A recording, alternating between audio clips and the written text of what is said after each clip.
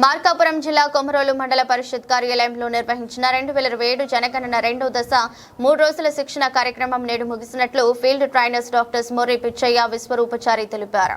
బుధవారం ప్రారంభమైన ఈ శిక్షణ కార్యక్రమం గురువారం శుక్రవారాలతో ముగిసింది.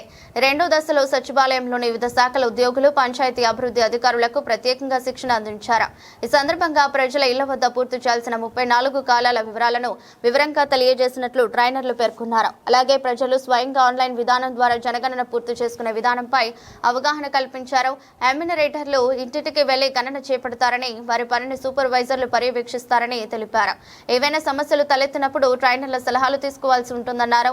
శిక్షణ అనంతరం జనగణనపై అవగాహన పరీక్ష నిర్వహించి మెరుగైన మార్కులు సాధించిన ఎమ్యూనరేటర్లు బహుమతులు అందజేశారు. ఇదిలా ఉండగా తహసీల్దార్ దేవరశెట్టి భాగ్యలక్ష్మి ఆధ్వర్యంలో కొమరోలు 4 రోడ్ల కూడలిలో జనగణనపై ప్రజలకు అవగాహన కల్పించేందుకు భారీ ఫ్లెక్సీ ఏర్పాటు చేశారు.